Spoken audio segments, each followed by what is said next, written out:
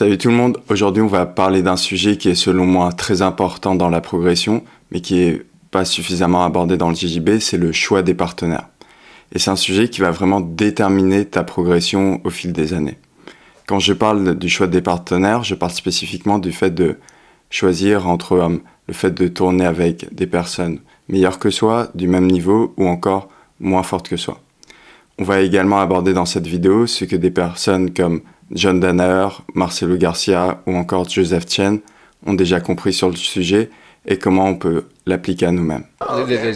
People have a mistaken impression that you should always be training with the toughest guys. That's not true at all. I believe about 80 to 90% of your training should be with people who are significantly lower in skill level than you are. Donc John Danaher, celui qui est considéré comme le meilleur coach de JJB actuellement, a déclaré dans de nombreuses interviews qu'il recommande à ses élèves de tourner en majorité avec des personnes moins fortes qu'eux. Il dit même dans de nombreuses interviews qu'en général, il souhaite qu'il y ait au moins 80 à 90% des randonnées d'entraînement qui soient faits avec des personnes moins fortes que soi. Et pourquoi ? C'est tout simplement parce que quand tu tournes avec des personnes objectivement moins fortes que toi, c'est là où tu peux élargir ton jeu. Tu peux tester de nouvelles choses, tu peux tester de nouvelles attaques, tester de nouvelles techniques, voir ce qui marche pas et développer petit à petit tes compétences. Si tu tournes uniquement avec des personnes plus fortes que toi, la majorité du temps, tu vas être surtout sur des cycles défensifs, tu vas juste chercher à survivre. Éventuellement, peut-être, tu arriveras de temps en temps à être dans l'offensive, mais même dans ces cas-là, tu resteras uniquement sur ton game plan A. Tu pourras jamais tester vraiment de nouvelles choses si tu tournes tout le temps avec des personnes plus fortes que toi.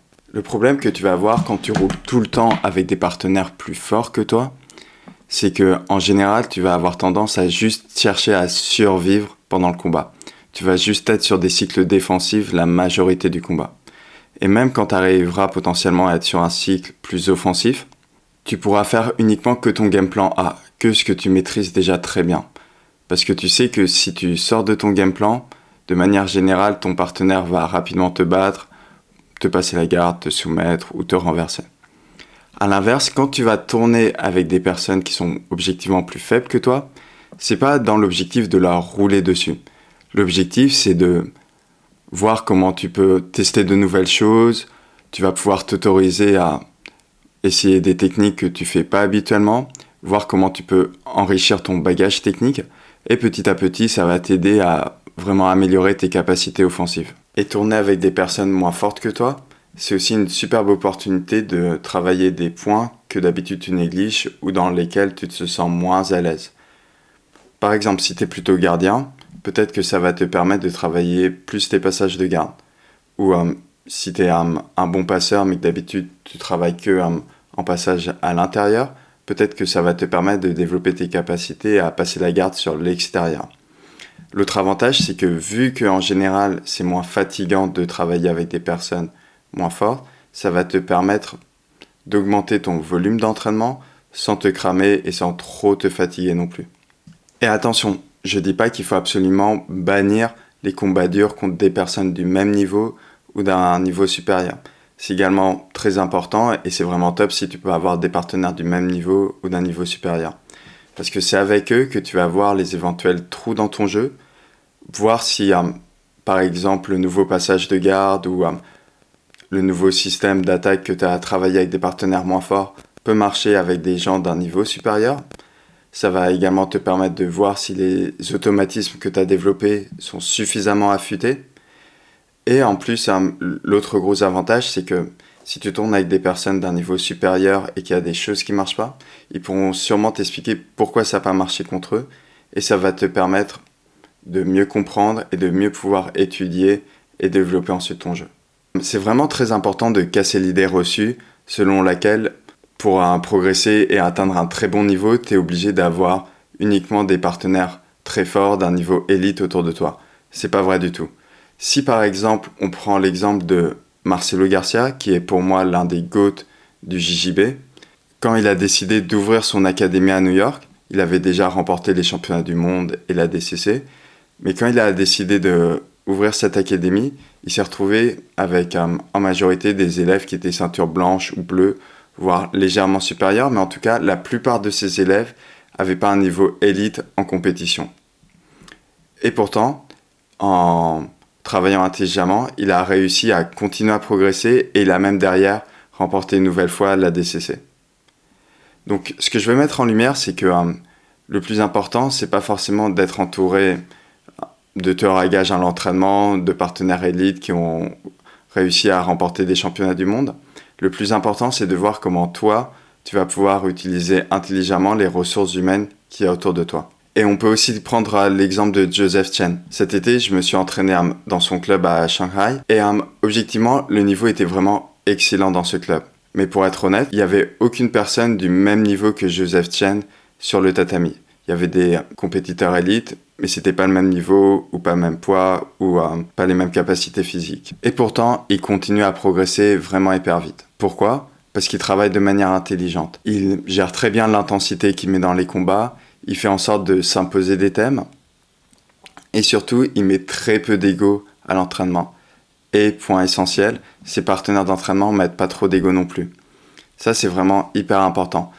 Si tu tournes avec des personnes moins expérimentées et qu'en plus, ils font que fermer le jeu parce qu'ils veulent absolument survivre pour flatter leur ego, ça va pas être intéressant parce que pendant 5-6 minutes, au final, tu vas te retrouver avec un partenaire qui va juste chercher à annuler tout ce que tu fais, bloquer au maximum et tu vas juste perdre ton temps.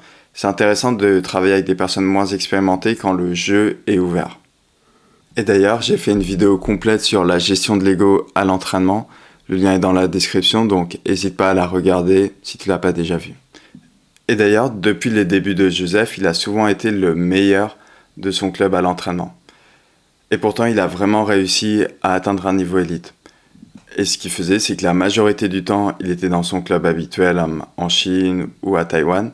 Et de temps en temps, avant une compétition, il se faisait un camp d'entraînement à la B-Team pour pouvoir tourner avec des personnes meilleures que lui ou du même niveau. Donc clairement, c'est pas l'environnement qui fait tout, c'est vraiment l'intensité que tu mets dans chaque round qui va déterminer ta progression. Et de manière générale, c'est ce que j'essaye d'appliquer à moi-même et que je recommande à mes élèves, c'est que quand tu es loin d'une compétition, c'est le meilleur moment pour chercher à acquérir de nouvelles techniques, de nouvelles compétences, de nouveaux skills. Et c'est là où c'est le plus intéressant de travailler avec des personnes moins fortes que toi, parce que ça va te permettre de te mettre en réussite, de pouvoir tester de nouvelles choses que tu maîtrisais peut-être déjà pas, et d'enrichir ton bagage technique. Par contre, le plus tu t'approches d'une compétition, le plus ça va être intéressant d'augmenter le nombre de sparring avec des personnes de ton niveau ou d'un niveau supérieur, pour déjà vérifier qu'il n'y a pas de trou dans ton jeu, et également pour affûter les nouvelles techniques que tu as pu inclure dans ton game plan. Et c'est pas uniquement le niveau technique de tes partenaires qui est important, c'est également le gabarit. Dans l'idéal, essaie de tourner au maximum avec des personnes qui ont au maximum une catégorie à 2 catégories de plus ou de moins que toi. Pourquoi ? Tout simplement. Déjà, si ton partenaire fait 30 ou 40 kilos de plus que toi, t'augmentes le risque de blessure.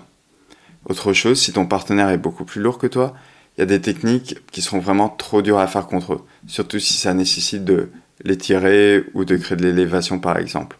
A l'inverse, si tes partenaires d'entraînement sont beaucoup plus légers que toi, peut-être qu'il y a des défauts que tu as dans ton jeu que tu n'arriveras pas à voir ou qu'ils n'arriveront pas à exploiter parce qu'ils sont vraiment pas assez forts par rapport à toi. À titre personnel, quand j'ai commencé le JJB, je me disais que en combattant à l'entraînement avec des partenaires qui font 20 ou 30 kilos de plus que moi, quand j'irais en compétition, ça me semblerait beaucoup plus simple parce que je serais contre des adversaires d'à peu près mon poids.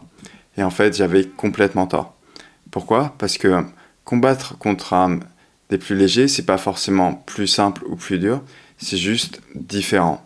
Parce que les partenaires plus légers ou les adversaires plus légers, ils vont être beaucoup plus rapides, beaucoup plus mobiles, ils vont avoir des techniques différentes, en général ils vont être plus techniques, donc ça va juste être un jeu différent que contre des combattants plus lourds.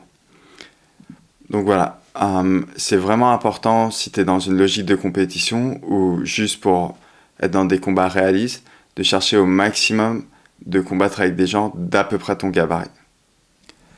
Donc voilà, si tu veux bien progresser, fais vraiment attention de bien choisir tes partenaires d'entraînement.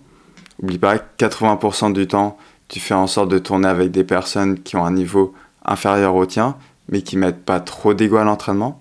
Comme ça, toi, tu peux acquérir de nouvelles compétences, développer de nouveaux skills et enrichir ton bagage technique. Fais également en sorte de tourner avec des personnes qui ont un niveau équivalent au tien. Comme ça te permet d'affûter tes armes. Et en plus, ça te permet d'être sûr qu'il n'y a pas de trou dans ton jeu. Pense également à tourner avec des partenaires, si tu peux, qui ne font pas plus d'une ou deux catégories de plus ou de moins que toi.